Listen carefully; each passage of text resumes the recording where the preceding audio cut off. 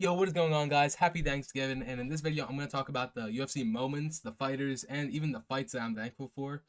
This year only, I would do, like, every year, but that'd be way too long to do.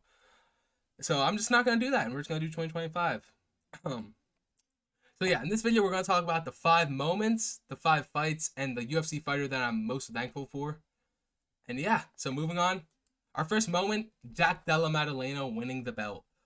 Della Maddalena, I've been calling for success since I was in the 11th grade of high school. I'm now have not been in high school for about 2-3 years. And yeah, I called his success early. I knew he was going to be really good. He has a great fight style. It's very fun to watch, very good for the fans. It's very good to be him, obviously. Have that fight style where you're good at scrambling back up to the feet, and you're great at boxing, and you're good inside and outside the pocket. So he has a very good fan-friendly style. It's always great to watch a young fighter get the belt. Even if he just lost it, it's still exciting to know that he had that said belt for a little bit. And yeah, he put on a good fight to win the belt, too. That was a great back and forth from him and Bilal. He won a majority of the rounds. He won 4 of the rounds for me. And yeah, it's a great scrap for him to win the belt. He showed that he had grit, too, in that fight.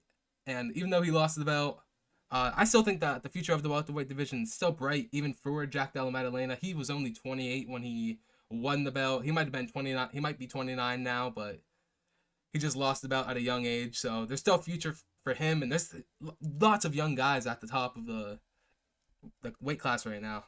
So yeah, I have Della Maddalena winning his belt as my first moment that I'm thankful for.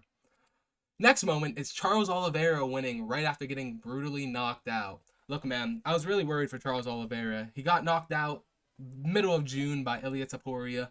Not a bad loss, of course, to get knocked out by Topuria. Max Holloway got knocked out by Topuria, so that's not a big thing to be worried about for him. But people were really worried because he was coming around in October. He got knocked out in middle of June, and then he returned in early October. It's not and he was originally supposed to fight Rafael Fiziev. He ended up pulling out of the fight because he couldn't.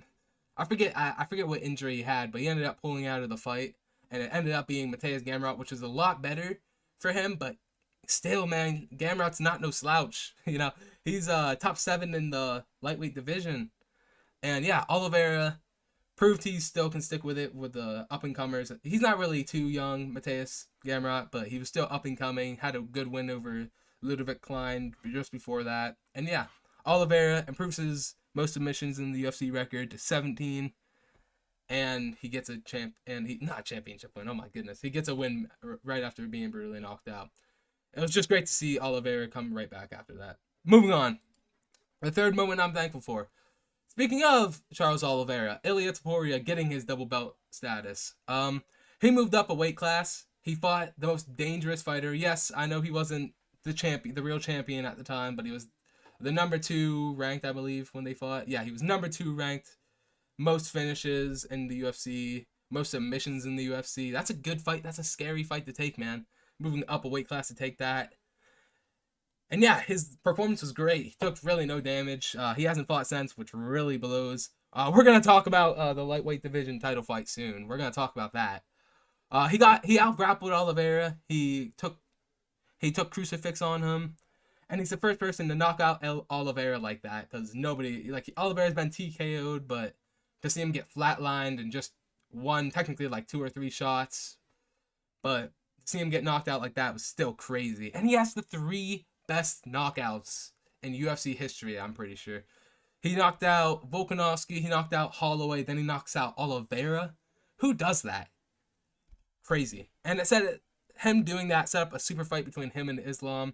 And also set up some super interesting fights that I was excited to talk about. But we're going to talk about some of those later in another video I'm going to make. But yeah, Topuria winning his double belt, moment number 3. Moving on to moment number 4. Pereira getting his title back. Alex Pereira lost his title. I think it was... I forget which event it was, but he lost his title in March against Magomed Ankalaev. And then he beat him in October of this year, man. And he was only the second person to beat him. Ankalaev's first loss was to Paul Craig, and he was whooping Paul Craig up until he gets the submission. And he was the underdog. People thought Ankalaev was going to beat him more decisively. I remember seeing people saying he was going to knock out Pereira this time. But man, he just runs through him at the age of 38. And him regaining that title, it just brought back so much hype for both hardcores and casuals alike.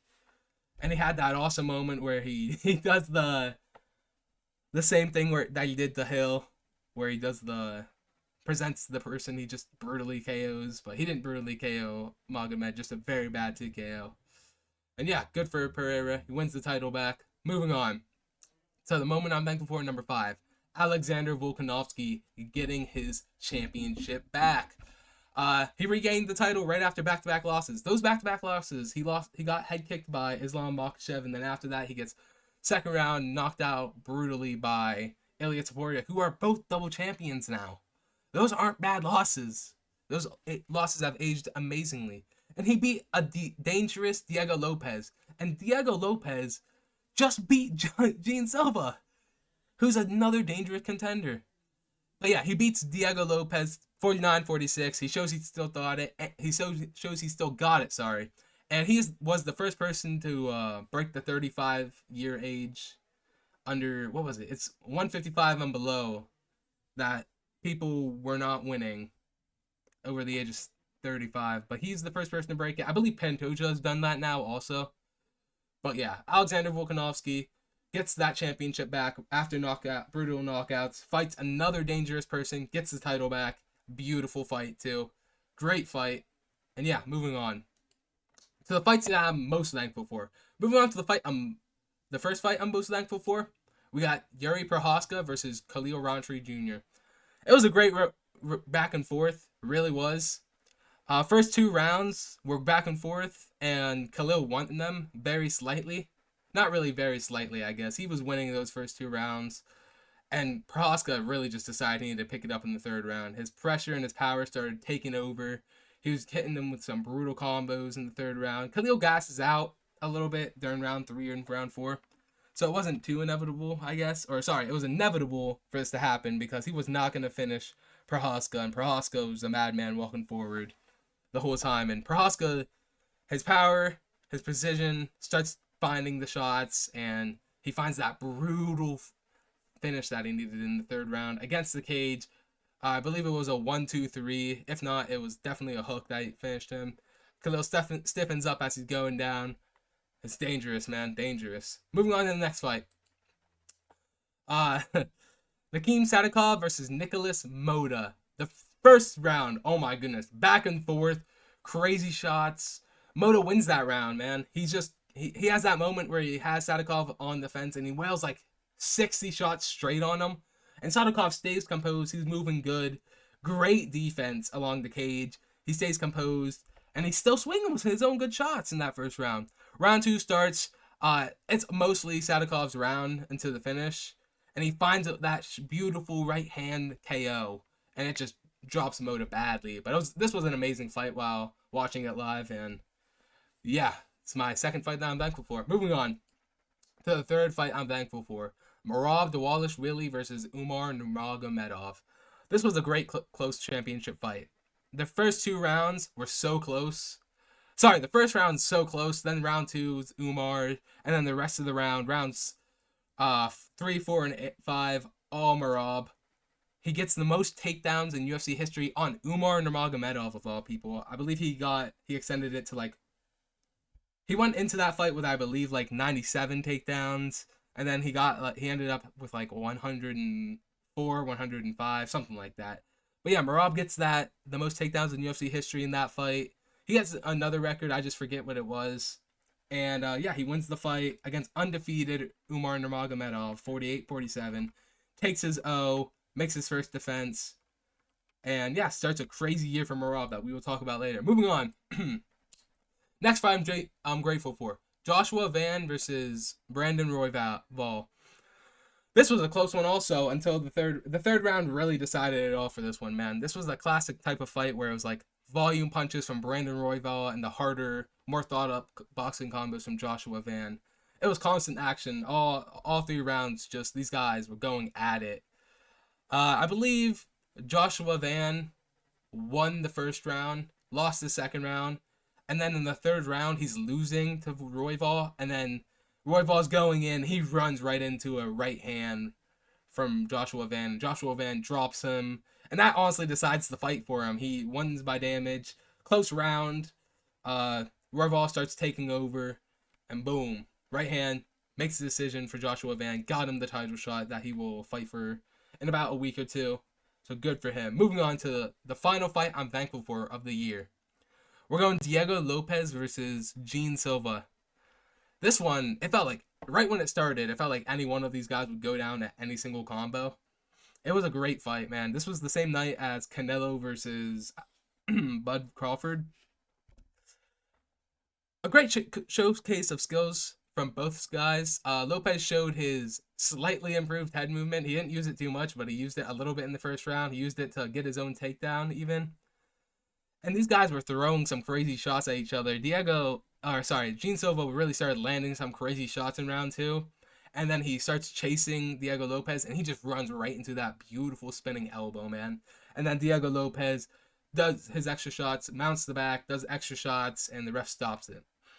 This proved for Logo that he's actually on top of the division, and he beat Gene Silva, who was undefeated in the UFC. I believe it was 5 or 4-0 in the UFC until this point. All finishes, I think. All but one, maybe his Contender Series win. Yeah, all but one, and Diego Lopes just proves he's number 2 in the division because Mozart's number 1. And yeah, these were my fights that I'm thankful for. Moving on to the fighter I'm most thankful for, and that is Merab Dvalishvili. Look, guys, he has done 3 title defenses this year. He's going on a 4th. He is the most active champion of all time in a time where no champion is fighting, and I mean that.